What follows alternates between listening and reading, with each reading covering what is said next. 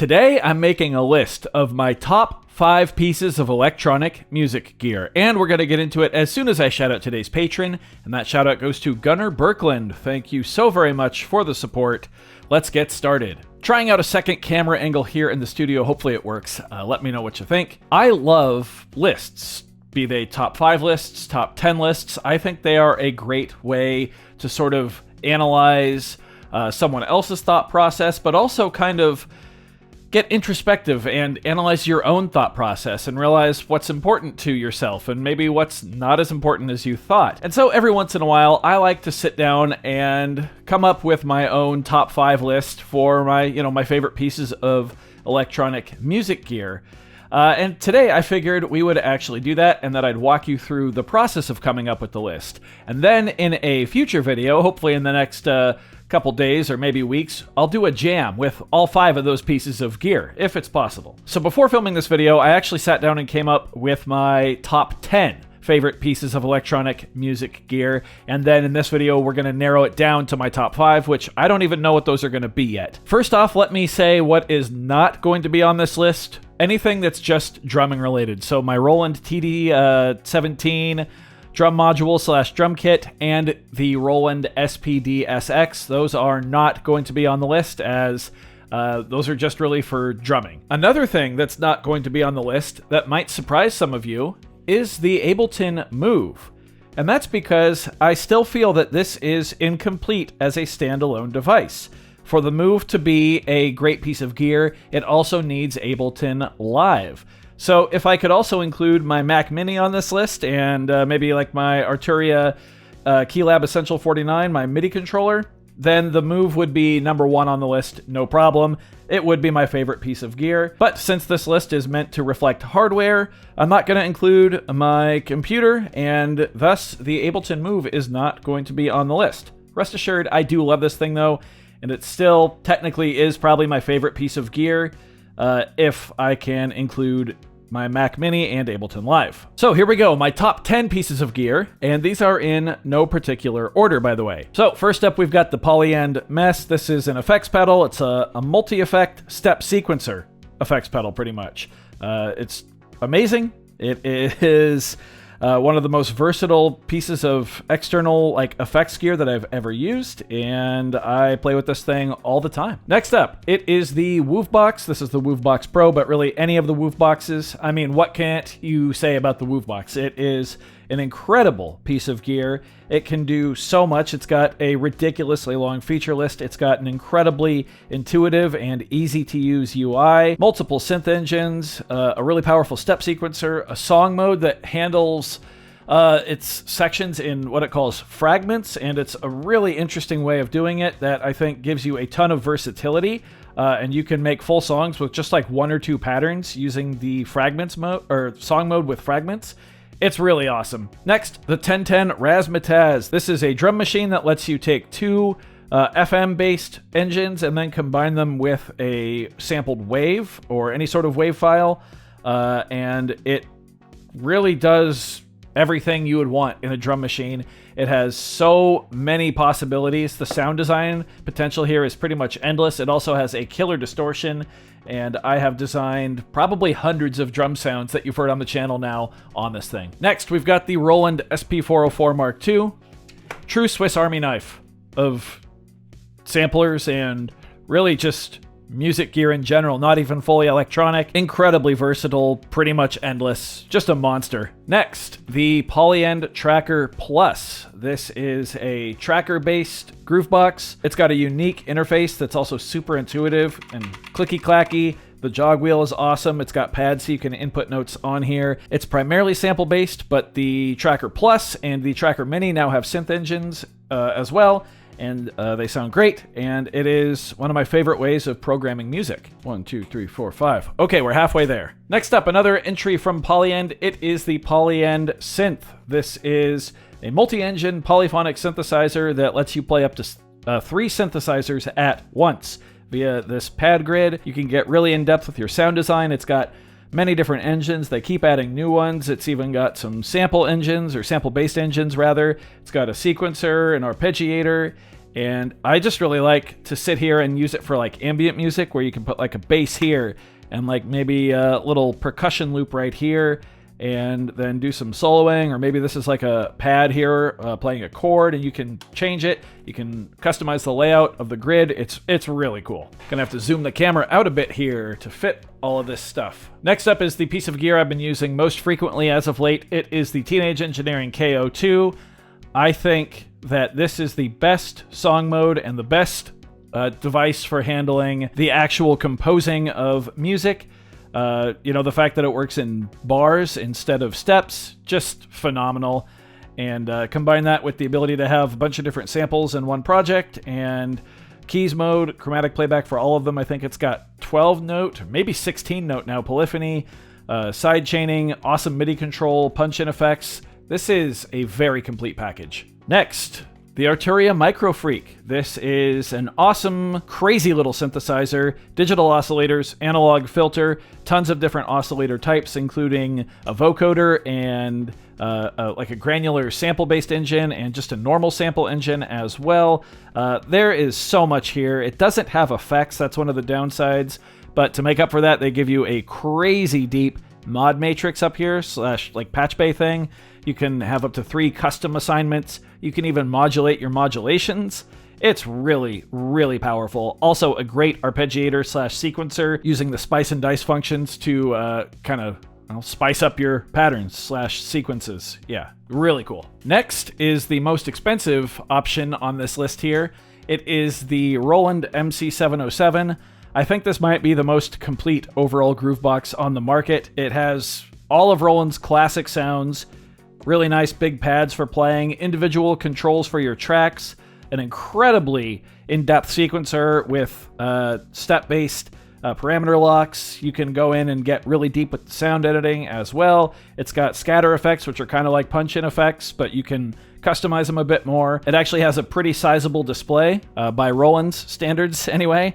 And it's got a ton of awesome I/O on the back. I've got videos deep diving into this. In fact, I've got videos deep diving into all of these things. That's why I'm not going crazy with the explanations here. And finally, the Electron Model Cycles. I've had this groove box for 5 years now, and I still think it's probably the best budget sequencer on the market. It's just essentially the full Electron sequencer in a plastic box. It also has these really distinguishable FM sounds that don't let you get too deep into the editing, but you can get enough variance to crank out some pretty cool sounds on it. So here we go. Here are my top 10 pieces of electronic music gear that I own. Now begins the horrible process of trying to dilute this down to just 5 pieces of gear. I don't know how we're going to get there. However, right off the bat, I do see 2 pieces of gear that I think can go. The first one is going to be the Polyend Mess, and that's because without something else plugged into it, this doesn't do a whole lot. It's just an effects pedal. A really, really powerful one, an incredibly deep one that pretty much has a lifetime of exploration, but you do have to have something going into the input to really make it do anything. So because of that, I think we are removing the Polyend Mess from the equation. And the other piece of gear that I think is going to go is the 1010 Razzmatazz. This is an awesome drum machine. It's my favorite drum machine. However, it is just a drum machine, and it's pretty hard to use just on its own if you're like trying to test playing the sounds. You really need to have an external MIDI controller or something. The sound design on it, that workflow and UI works really well, but for actually testing the sounds, I really like to have an external MIDI controller. Also, I haven't used this much recently, and that's because I made so many sounds with it that I've actually sampled most of those, and I still use those samples today on things like the KO2 or the SP404 Mark II or the Woovebox. So I really haven't used this as much lately because I kind of got what I wanted out of it. Now I'm sure I will come back to it at some point and design a whole new batch of sounds, but for right now, I'm going to take it off the list. This is my top 5, remember. Okay, this leaves us with 8 pieces of electronic music gear. And looking at this list, there is another that I think I'm going to remove, and that is the Electron Model Cycles. despite having what I still think is the best sequencer on a budget piece of music gear, after half a decade of owning this thing, I do think that the sounds are a bit stale. While there is quite a bit of variance you can get out of it, it's still going to sound like the model cycles. It's just really lacking that complete versatility as a sound design tool that some of the other pieces of gear on this list have. And so for that reason, I think I'm going to remove it. Okay, we're now left with the KO2, the MC707, the Woovebox, the SP404 Mark II, the Polyend Tracker Plus, the Polyend Synth, and the Arturia Microfreak. Even though they're right in front of me, it helps me to say them out loud because I just realized what I'm going to remove next. And believe it or not, it's the Polyend Tracker Plus. For a while, this was my favorite Groovebox of all time, and it is still in my top 5 Grooveboxes that I own. I love working with it. It's a unique way of working. Like I said, the buttons are really clicky and satisfying. Having a button per menu screen pretty much here is really nice. Being able to instantly switch between which column you're editing on the tracker. Having the pads for note input is awesome. The built-in synths do sound great, and it works really well with samples. However, after using the KO2 for a few months and getting used to how that handles different patterns with the bars rather than steps, I've had a hard time coming back to the Polyend Tracker Plus in the recent months since I really got used to the KO2. I still absolutely love this thing, but it is exiting the top 5 of all time list. That's another thing I want to reiterate. This is not my top 5 Grooveboxes of all time. This is the top 5 overall pieces of electronic music gear that I own list. Okay, well, just like that, we are down to 6 pieces of music gear. We've got the KO2, the MC707, the Woovebox, the 404 Mark II, the Polyend Synth, and the Arturia Microfreak. Let's change it up and see if we can pick a few pieces that we know are going to be in the top 5. And right off the bat, probably saw it coming, the KO2 is absolutely staying in the top 5. This isn't going anywhere. I adore this thing. I absolutely love it. I love how it handles measures instead of just counting steps. Like you can have 3 bars of 7/8 and it will just be 3 bars of 7/8, not 42 steps. Is that what that would be? Yeah, I think so. It just speaks to me. This word here, composer, I think is really important to the workflow of the KO2, and that's a word that really resonates with me. So I adore this. It's not going anywhere. Nor is the Woovebox. The Woovebox is also in my top 5 for sure. I can't think of anything else in this size that has this feature list, manages to still be affordable, and manages to be expandable via MIDI like this thing is. You can control the entire thing from an external keyboard, turn it into a full workstation. It's got an audio looper, it's got an incredible song mode, it's got 16 tracks, 15 of them can be whatever you want them to be, sample-based, synth-based. There's so many synth engines. The effects are awesome. It's got an incredible distortion. You can process external audio as well, all for like $250 US. I mean, come on. This is a no-brainer for me. It stays on the list. Also staying on the list is the Roland MC707. I made a video about this a month or two back, being my favorite piece of expensive music gear. This comes in at about $1,000 US, and that sentiment has not changed at all. I think this is the best all-in-one Groovebox on the market. I love those classic Roland sounds, so having access to all of those in one box in an incredibly intuitive pad layout with really nice step sequencer buttons. Everything's clearly visible. Parameter locks per step. You've got per track controls for filter, modulation, effects. These can actually be customized. You've got level adjustment, faders for each track too right there. It's got an extensive I/O. I think this thing is pretty much the king of high-end groove boxes in this sort of form factor at this price point. It is absolutely not leaving my list. We'll put the keepers off to the side here like this. There we go. These 3 are safe. The KO2, the Woovebox, and the MC707 are safe. And then there were 3. The Arturia Microfreak, the Polyend Synth, and the Roland SP404 Mark II. 2 somewhat similar devices and 1 sampler. But it's not really a sampler either anymore. It also has a tone generator that you can resample. It's also an external effects processor. It's also a vocoder. You can record real instruments right into it. Like you could do a guitar or a bass. There's a guitar input on the front there. It's got a really cool DJ mode that I've only just started to learn the ins and outs of. You know what? This is making the top 5. Just saying that. It's so versatile. The fact that it's always listening. You can record anything that you played in the last like 40 seconds or so. You can capture that and then put it as a sample. 10 banks of samples, each bank containing 16 samples, so that's 160 samples per project, up to 16 different projects. A step sequencer that's not the most usable, but it can work in a pinch, especially if you're sequencing fixed length loops, then it works great. So many effects. Yeah, this thing makes the cut for sure. Okay, that leaves us with 2 pieces of electronic music gear here. The Polyend Synth or the Arturia Microfreak. This is hard. I did not anticipate this being this difficult. I'm also not sure if I thought it would come down to these 2 here. I don't know. On one hand, the Polyend Synth allows you to play up to 3 synths at once, and it's really cool for, I think, like ambient-esque music, you know? You can have like a highly affected like drum loop, or even just like a kick drum sample or something on like a pad here, some chords, then a bass line, or like a really vibey arpeggio over the top, and then you can just play these all in real time and adjust the notes.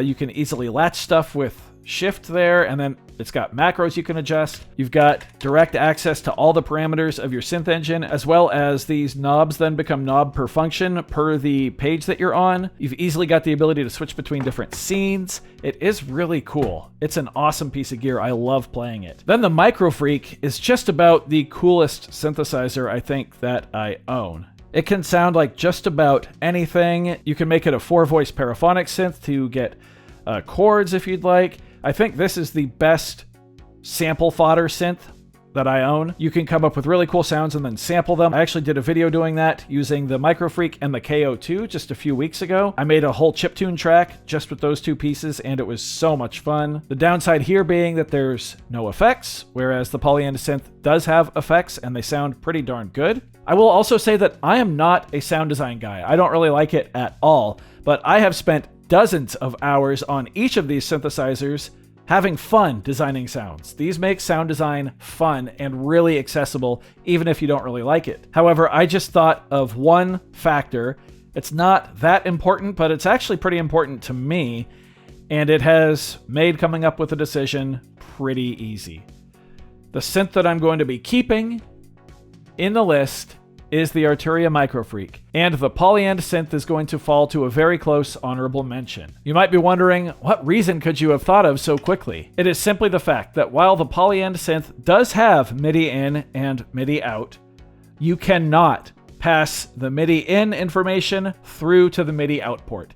It does not have MIDI through, which, when I'm using these in sort of a live setup, which is something I've been working on a lot lately, is very important to me. Meanwhile, the Arturia Microfreak does have MIDI in and out, but it also has MIDI through via a menu. You can actually digitally turn it on so that the MIDI in information passes through to the MIDI out port. And that is pretty important to me, especially with all of the work I've been doing setting up live stuff. By the way, a lot of that content will be coming to the channel very soon, so be on the lookout for that. But yeah, because of that, I am going to include the Arturia Microfreak on the list as the 5th and final member of my top 5 pieces of electronic music gear list.